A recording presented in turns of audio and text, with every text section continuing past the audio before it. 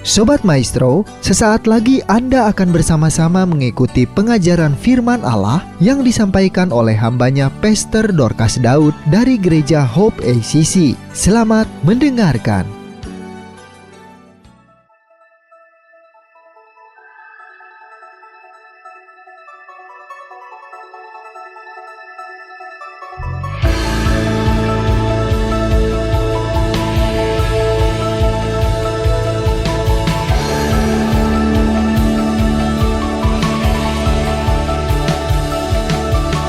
Kau kekuatanku, kau sumber pengharapan.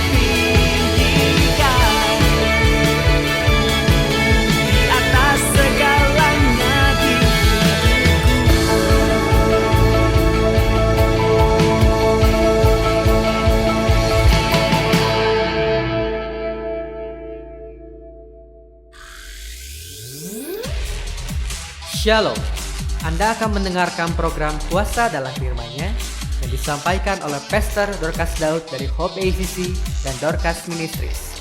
Selamat mendengarkan. Hari ini saya digerakkan Roh Kudus mengingatkan Anda tentang urapan. Karena kita sudah terlalu terbiasa dengan urapan.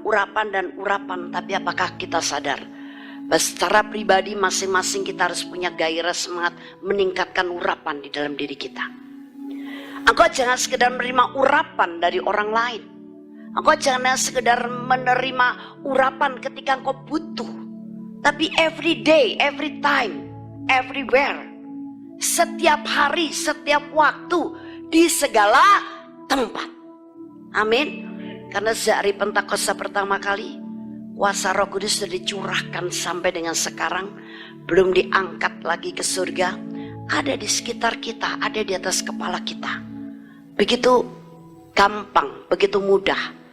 Tapi orang Kristen karena mengetahui bahwa urapan begitu gampang kita alami, kita terima, akhirnya menjadi bersikap masa bodoh, bersikap biasa saja. Padahal orang Kristen tanpa urapan orang agamawi, dan ini tidak terpakai di surga. Ini tidak masuk ke surga, karena sekali lagi surga yang kita tempati secara roh ini sekarang adalah surga yang bukan hanya berbicara tentang pendidikan, tentang budi pekerti, tentang firman Tuhan, walaupun itu memang iya, tapi juga mengenai kuasa. Nah, jadi kesadaran akan urapan ini saya mendorong Anda untuk membangkitkan di dalam diri Anda, sehingga Anda sadar tanpa urapan saya hanya orang yang berlabel agama, dan saya bukan orang kerajaan Allah. Tanpa urapan saya sama dengan orang lain, termasuk sama seperti orang dunia, sama seperti orang yang beragama lain. Perbedaan orang Kristen adalah engkau dilengkapi dengan kuasa dari tempat maha tinggi. Nah, untuk itulah ada 6 cara untuk kita mengalami peningkatan iman yang perlu kita kerjakan sendiri. Yang pertama adalah persekutuan. Kita baca Kisah Rasul pasal 2 ayat 42 sampai 43. Mereka bertekun dalam pengajaran rasul-rasul dan dalam persekutuan, dan mereka selalu berkumpul untuk memecahkan roti dan berdoa. Maka ketakutanlah mereka semua, sedang rasul-rasul itu mengadakan banyak mujizat dan tanda. Rasul-rasul itu dan para murid-murid yang lain setiap hari mengadakan mujizat dan tanda. Dan mereka meningkat dalam pengetahuan akan pengenalan anak Allah karena mereka memiliki persekutuan satu dengan yang lain. Dalam persekutuan itu mereka belajar kebenaran firman. Dan yang kedua, melalui persekutuan itu kuasa Roh Kudus bekerja selalu memberikan urapan yang baru kepada mereka. Sehingga setiap hari mereka banyak mengadakan mujizat dan tanda. Mujizat dan tanda dilakukan setiap hari loh. Bagaimana dengan saudara? Bagaimana dengan gereja Tuhan? Tapi orang Kristen, gereja Tuhan, orang karismatik berkata, oh aku punya kuasa sekarang.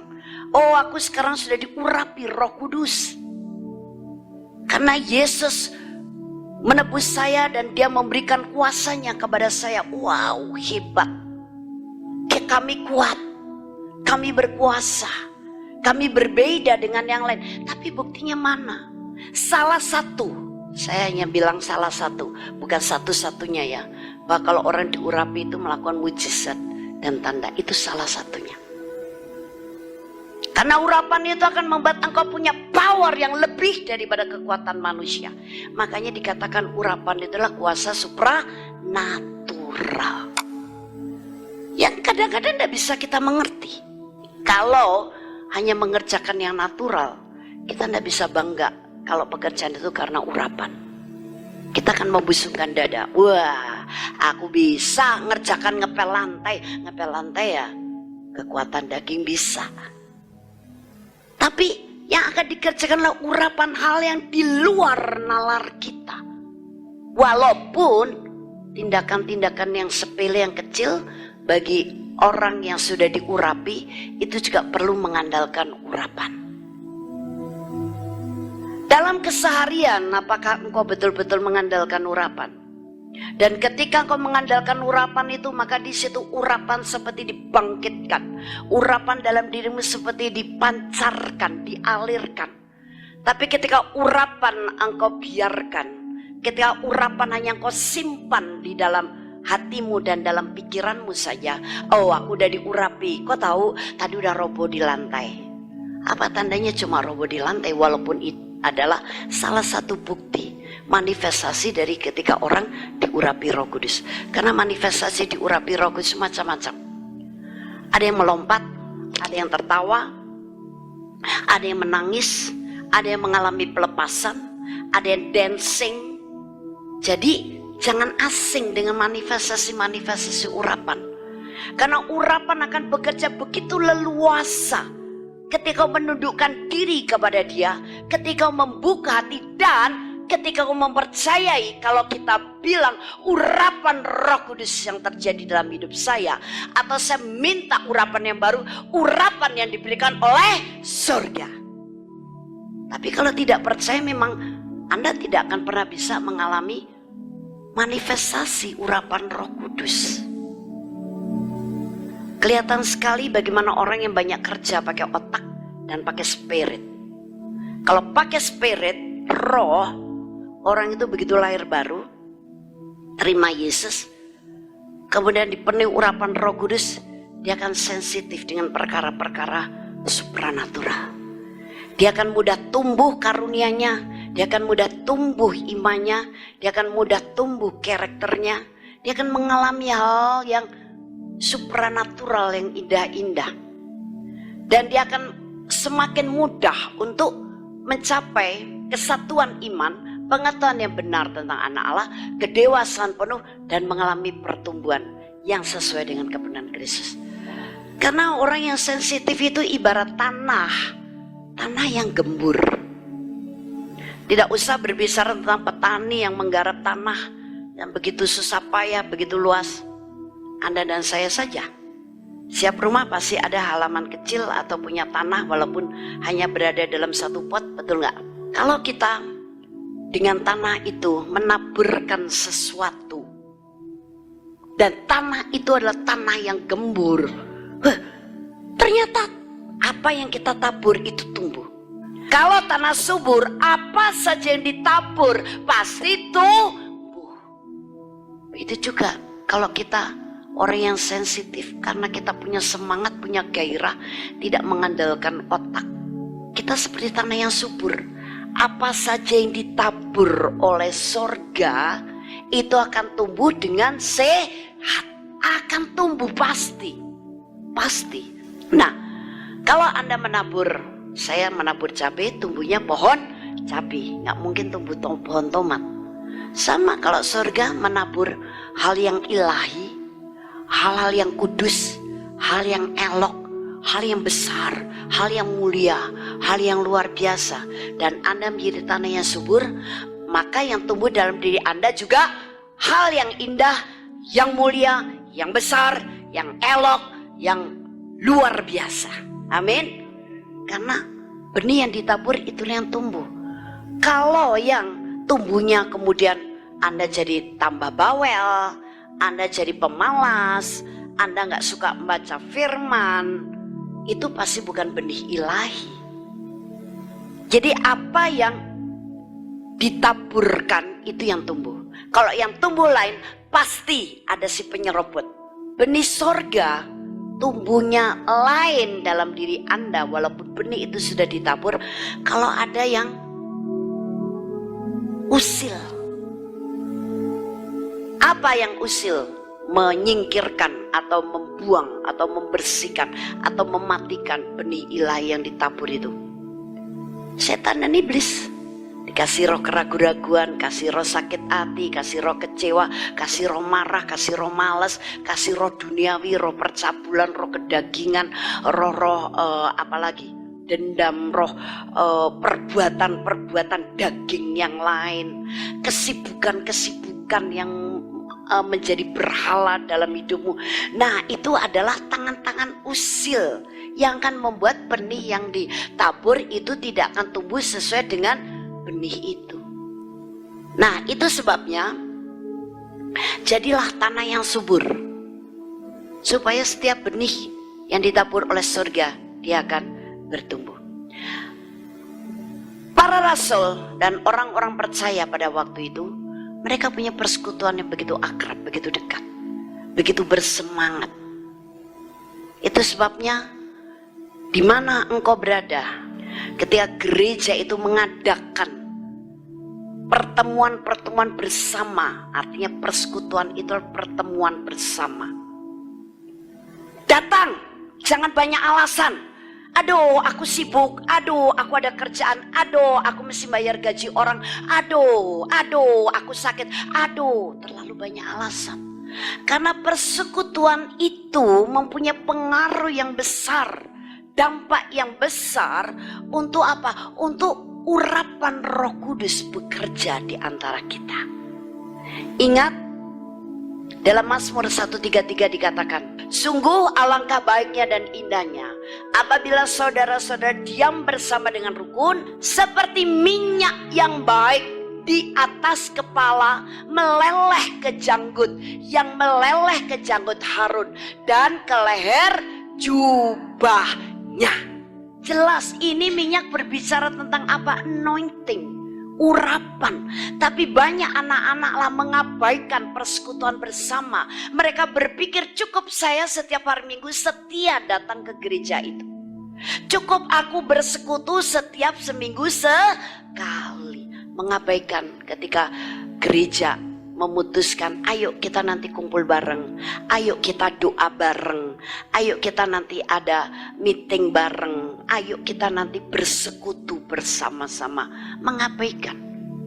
Banyak di benak orang Kristen berpikir bahwa kekristenan ditandai seminggu sekali ke gereja. Bohong besar. Anda akan mengalami kesakitan rohani. Rohani Anda tidak akan bisa tumbuh dengan sehat. Tapi bagaimana rohani seseorang tumbuh dengan sehat? Kembali kepada firman, back to the Bible, bukan kata Bu Dorcas. Setiap hari bahkan mengadakan persekutuan. Karena dalam persekutuan tadi dikatakan ada kehidupan bersama, kerukunan bersama. Maka Allah akan mencurahkan seperti minyak yang baik di atas kepala meleleh ke janggut, yang meleleh ke janggut Harun dan ke leher jubahnya. Ini berbicara apa? Bagaimana urapan mengalir. Urapan itu diberikan selalu kepada pemimpin rohani. Pemimpin rohani itu diurapi sebagai, dikatakan di situ, kepalanya. Kepala yang orisinal adalah Yesus, kemudian pemimpin rohani, dan kemudian dikatakan minyak itu meleleh ke janggut Harun. Ini pemimpin rohani, dan kemudian meleleh ke leher dan jubahnya. Dari mulai Yesus yang diurapi, kemudian kepada pemimpin rohani, dan pemimpin rohani kemudian kepada pengerja, tangan, kaki, mata, telinga, dan kemudian kepada tubuh Kristus. Bahkan minyak itu akan sampai kepada ujung-ujung jari kaki. Artinya urapan yang dipercayakan oleh sang kepala gereja, yaitu Yesus, kepada wakilnya di dunia ini, dia akan mengurapi sampai umat Allah yang paling sederhana, paling kecil, paling tidak dikenal sekalipun. Nah, jadi itu mekanismenya. Jadi bagaimana jemaat atau pengerja mau menjauhkan diri dari pemimpin rohani, maka urapan tidak akan sampai kepada dia. Karena urapan hanya mengalir kepada tempat yang rendah, artinya orang yang rendah hati, dan orang yang mau mendekatkan diri kepada sang sumber. Itu sebabnya bersekutulah dengan orang lain yang bekerja dengan urapan yang lebih dari kita. Nah, bersekutulah dengan orang yang punya urapan yang lebih. Kemudian berjemaatlah di gereja lokal yang dimana gembalanya diurapi dan membebaskan Roh Kudus bergerak secara leluasa. Beribadahlah di satu gereja yang gembalanya diurapi dan konsisten hidup, tinggal dan mengandalkan urapan itu. Di samping firman Allah tentu ya, urapan itu, dan mengizinkan, bukan membiarkan, mengizinkan Roh Kudus bermanifestasi dengan leluasa. Dengan urapan itu bahkan kita bisa melakukan hal-hal yang berkenan di hadapan Tuhan. Bisa begitu hebat kekuatan daripada urapan. Dan bagaimana hidup kita yang mempunyai ketergantungan kepada kekuatan urapan, itu yang membuat kita bisa mengalami semua yang dijanjikan oleh sorga. Nah, jadi hidup tinggal di dalam urapan, di dalam lingkungan yang mengizinkan Roh Kudus bergerak dengan leluasa, itu sangat menguntungkan kita. Amin. Tapi bukan berarti mencobai loh. Ketika Yesus habis puasa, kemudian ada suara begini, ayo jadikan batu itu roti. Kan kamu punya kuasa. Kalau Yesus mengikuti, dia mencobai Allah Bapa. Padahal dia tahu dia dalam dirinya ada kuasa. Dia bisa merubah batu jadi roti. Tapi bukan itu namanya mencobai Allah, mencobai surga. Nah, ini tidak boleh. Makanya Yesus berkata, jangan kamu, manusia bukan hidup dari roti saja. Jangan kamu mencobai Allah. Kayak begini. Oke lah, kita naik mobil, nggak usah dikunci lah, ada malaikat. Itu mencobai Tuhan. Tetap kita harus kunci dengan baik. Itu menunjukkan bahwa kita tidak malas. Itu menunjukkan bahwa kita bertanggung jawab untuk apa yang dipercayakan Tuhan kepada kita. Tetap kita kunci dengan baik. Taruh tempat parkir yang baik. Tidak mungkin parkir di tengah jalan atau tempat bukan parkir sehingga nanti ditabrak orang, disenggol orang atau dilempar batu sama orang. Tetap pada tempatnya. Nah, jadi urapan itu sangat luar biasa. Bukan hanya hal yang besar-besar, bahkan segala aspek hidupmu lah. Engkau berkata apa saja walaupun baru satu kalimat bisa terjadi. Artinya ketika kita hidup di dalam urapan, surga begitu cepat, bukan begitu cepat menolong, kita begitu cepat mengalami hal yang luar biasa dari surga. Amin. Nah, makanya biasakan hidup dalam urapan. Tahu tidak bahwa urapan yang ada pada pemimpin rohani kita itu adalah, atau gembala kita itu adalah suatu tudung yang mengcover atau melindungi Anda. Urapan dari pemimpin rohani kita itu menjadi covering yang melindungi kita, menjadi penudung perlindungan kita. Sehingga kita akan terus bisa dipimpin, dibimbing, diarahkan, diingatkan, diajar sampai mengenal Yesus dengan benar, mencapai kedewasaan penuh dan kesatuan iman. Sekarang yang kedua, tadi yang pertama persekutuan ya, bagaimana kita meningkatkan urapan. Yang kedua adalah doa. Dan kalau digerakkan oleh Roh Kudus puasa, doa dan puasa. Tapi intinya adalah doa. Kita baca Kisah Rasul 4 ayat 31. Dan ketika mereka sedang berdoa, goyanglah tempat mereka berkumpul itu, dan mereka semua penuh dengan Roh Kudus. Lalu mereka memberitakan firman Allah dengan berani. Wow, keren. Ketika mereka sedang berdoa, goyanglah tempat mereka berkumpul. Ini saya yakin gempanya bukan gempa dalam roh loh. Betul-betul secara real ini terjadi seperti gempa. Nah, jadi urapan yang begitu luar biasa bisa menjadi real. Ini bukan hanya terjadi dulu. Murid yang dulu kalau berdoa tempat itu tergoncang. No, itu omong kosong. Kenapa sekarang tidak terjadi lagi begitu? Karena Anda sangat acuh tak acuh dengan urapan. Tidak mendamba hal itu lagi. Nggak serius, aduh supaya terjadi gempa. Pokoknya sekarang kalau ibadah ya nyanyi, pujian, main musik, tepuk tangan dengan firman, terus memberi persembahan, pengumuman, pulang. Nggak begitu gereja Tuhan milik Yesus Kristus. Kalau Roh Allah ada, di situ pasti ada sesuatu yang terjadi. Amin. Nah, saya bakar sekarang. Saya tahu rencana Tuhan mengingatkan Anda. Kita udah hampir tiba pada waktunya loh. Jangan sibuk lagi hanya dengan perkara daging. Ibadah juga hanya dengan kebiasaan dan daging.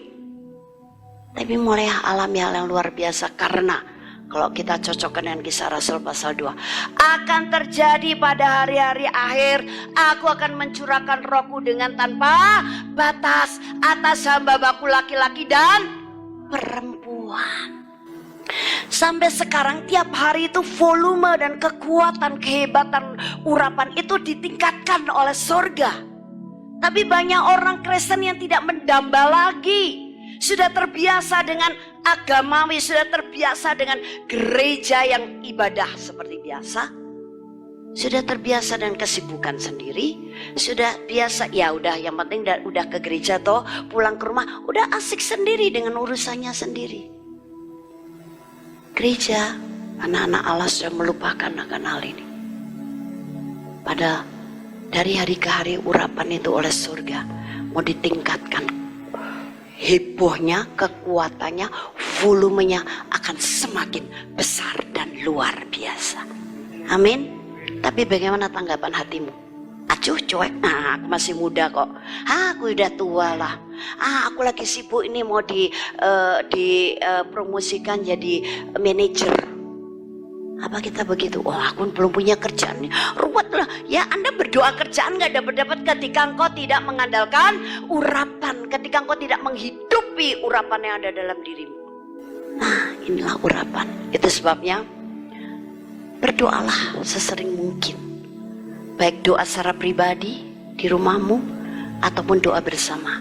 Karena pada saat seperti itu tidak mustahil tempat di mana kita berdoa. Ketika semua mendamba tentang hal itu akan goyang.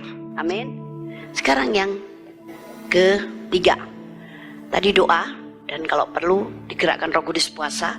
Nomor 3 adalah meditasi firman Tuhan. Yesaya 1 ayat 8. Saya ingin memberitahu dulu meditasi itu apa. Karena arti daripada meditasi itu sendiri adalah merenungkan atau memikirkan sesuatu itu dalam-dalam, bahkan memikirkannya berulang-ulang, kemudian menatap atau mengingatnya dengan penuh perhatian.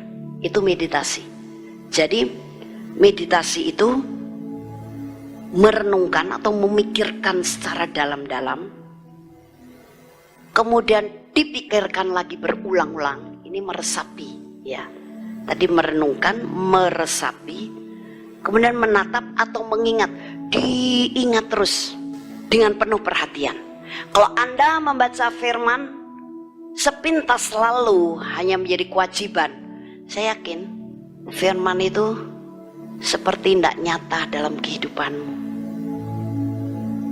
Doa satu hal aja juga, kok lama ya, nggak selesai, nggak terjawab gitu loh.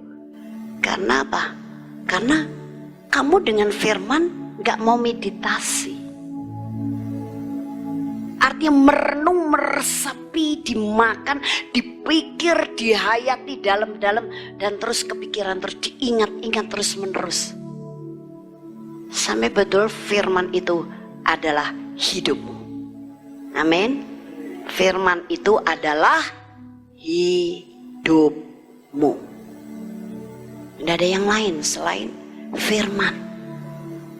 Nah, jadi meditasi firman Tuhan jangan sekedar dibaca, jangan sekedar didengar, jangan hanya sekedar dihafal, tapi engkau harus betul-betul meresapi, memikirkan berulang-ulang, menghayati.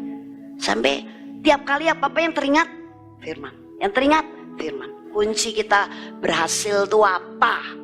Bukan kepandaianmu, bukan karena engkau punya koneksi. Oh, saya bisa jadi ini karena saya punya koneksi pejabat ini, atau orang tua atau kondisimu. Saya mampu, masih muda. No. Tapi yang membuat berhasil dan beruntung apa? Kita baca 3, 2, 1. Janganlah engkau lupa memperkatakan kitab Taurat ini, tetapi renungkanlah itu siang dan malam, supaya engkau bertindak hati-hati sesuai dengan segala yang tertulis di dalamnya. Sebab dengan demikian perjalananmu, perjalanan hidupmu nih, akan berhasil dan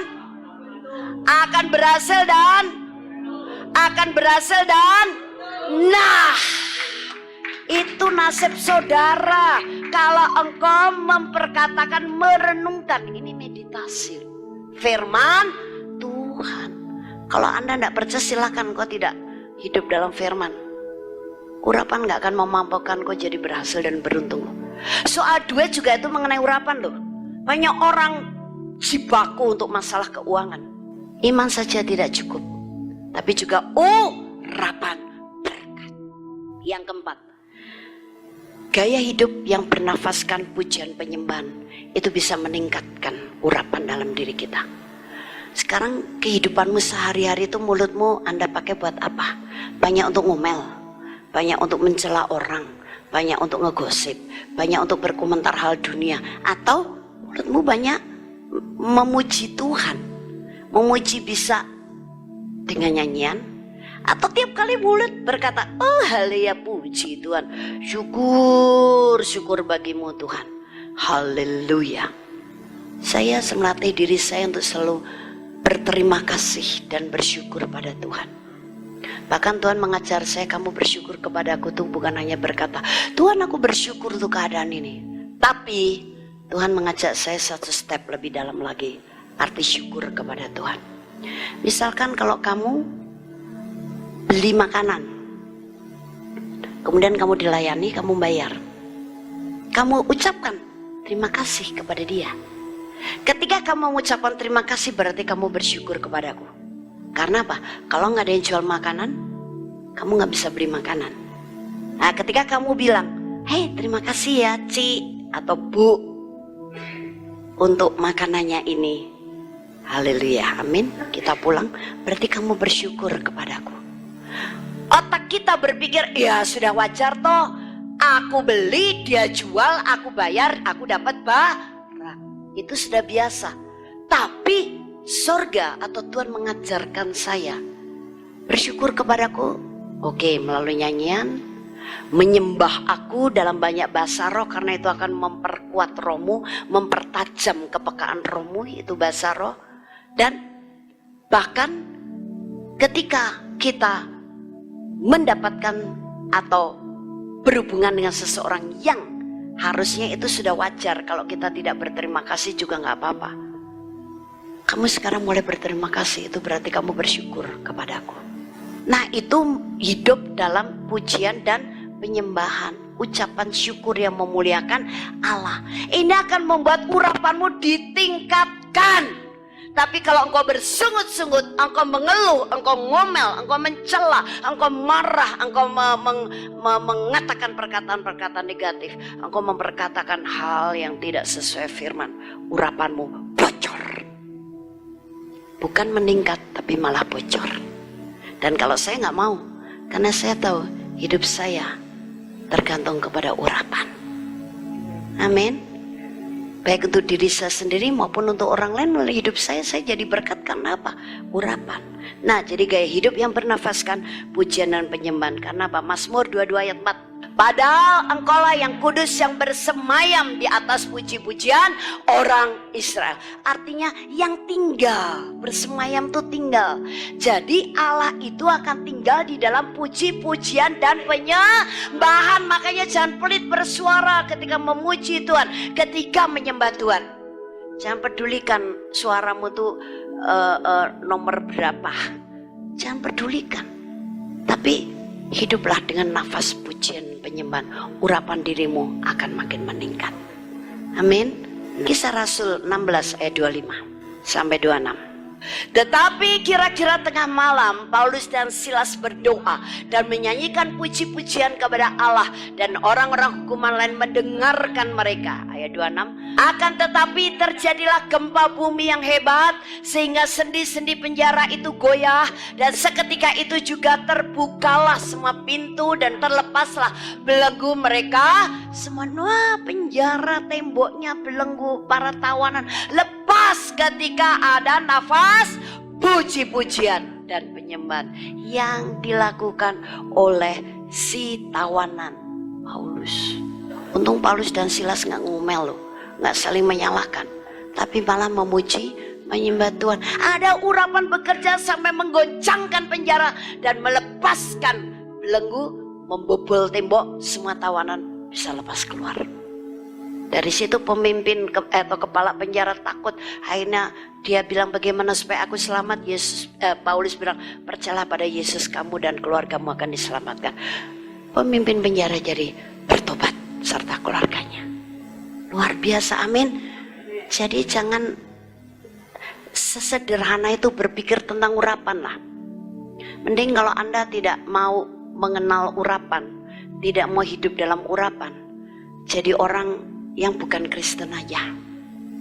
Tapi kalau orang Kristen memang perbedaannya karena ada urapan. Itu membuat kita berbeda dengan lain. Berbeda bukan lebih buruk, tapi lebih baik. Oke, sekarang nomor 5. Berdiam diri yang panjang. Ini untuk meningkatkan urapan. Pengkhotbah 3 ayat 7. Ada waktu untuk merobek, ada waktu untuk menjahit, ada waktu untuk berdiam diri, ada waktu untuk berbicara. Jangan sibuk melulu. Siapapun Anda, profesi apapun Anda, berapapun usia Anda, jangan sibuk melulu. Ada waktunya buat berdiam diri. Dengan siapa? Dengan Tuhan. Ini banyak diabaikan oleh orang Kristen. Mereka berpikir tidak terlalu penting. Aku sibuk, aku masih kuliah, aku masih muda, aku udah tua, aku punya warung, aku punya bisnis. Harus ada waktu berdiam diri, harus ada waktu. Matius 14 ayat 23.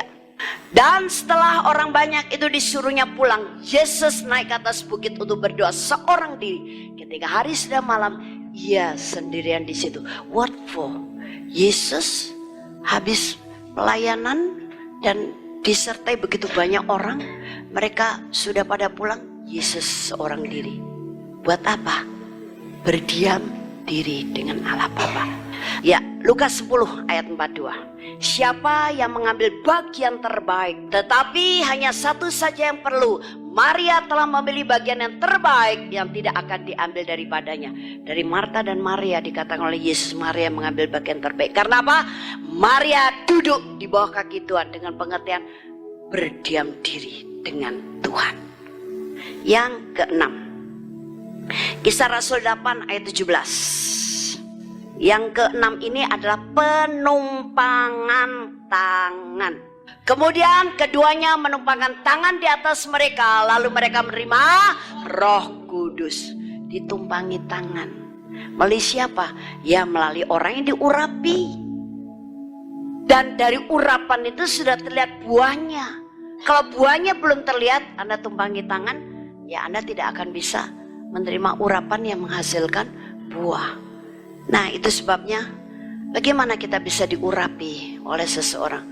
Berkeyakinanlah bahwa orang yang melayani Anda atau menumpangkan tangan itulah orang yang diurapi Allah.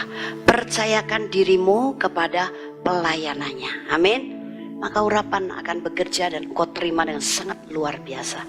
Jadi ada 6 poin. 6 poin, bukan hanya Anda ditumpangi tangan, tapi 5 di atasnya itu Anda harus lakukan juga. Engkau harus meningkatkan lebih dan lebih setiap hari. Kerjakan 5 poin di atasnya. Amin. Haleluya. Kami percaya Anda pasti diberkati oleh firman Tuhan yang disampaikan oleh Pastor Dorcas Daud STH dari Hope ACC dan Dorcas Ministries.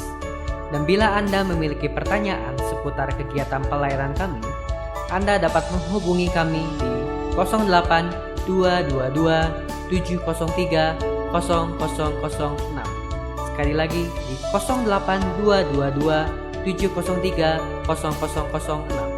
Sampai jumpa kembali. Tuhan Yesus memberkati.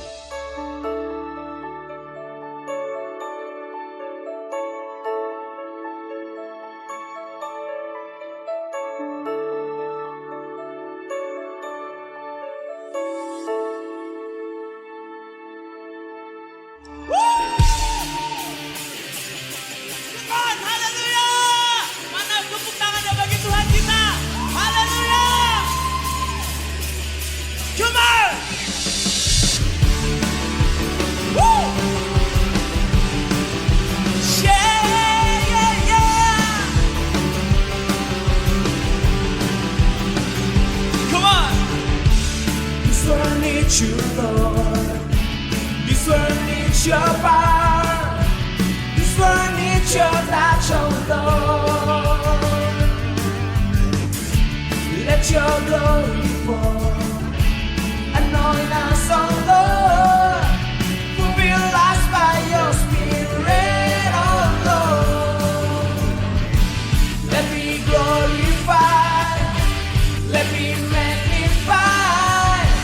You are name above all names.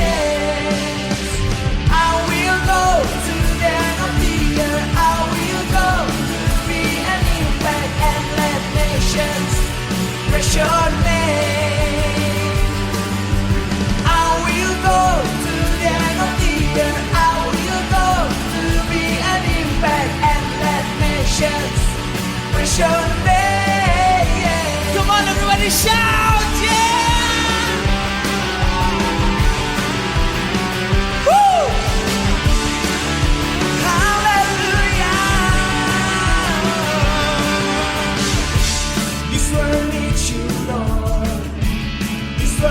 Your power, this world needs your touch, oh Lord.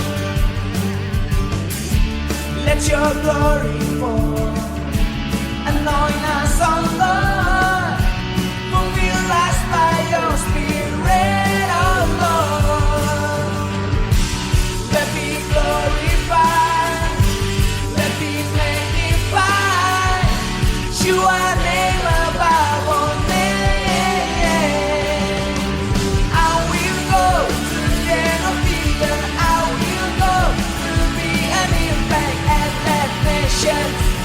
Praise your name. I will go to the end of the earth. I will go to be an impact and let nations praise your name. Whoa, whoa. Yeah, yeah.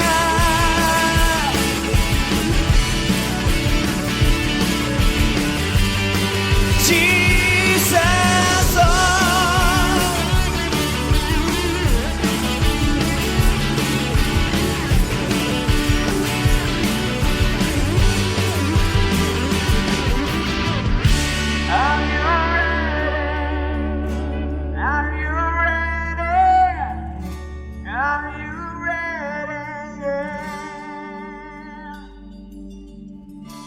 Yes, I'm ready. Yes, I'm ready.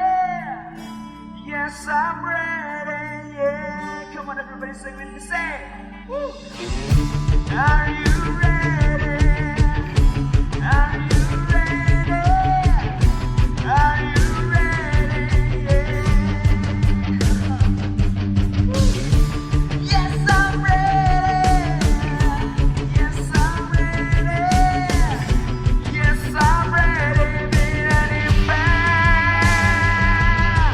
I will go to the end of the earth. I will go to be an impact and let nations praise your name. I will go to the end of the earth. I will go to be an impact and let nations praise your name. Ikaw bagi Tuhan kita. Haleluya. Haleluya. Demikianlah firman Tuhan yang berkuasa telah kita dengar bersama-sama. Dan kami percaya Anda sangat diberkati. Bagi yang membutuhkan pertumbuhan iman dan pelayanan lebih lanjut, Anda dapat menghubungi kami dan beribadah bersama dengan kami setiap hari Minggu di Gereja Hope ACC di ACC Center, Jalan Mekar Utama, nomor 31, lantai 3 Kompleks Mekarwangi, Bandung, pada jam 8.30.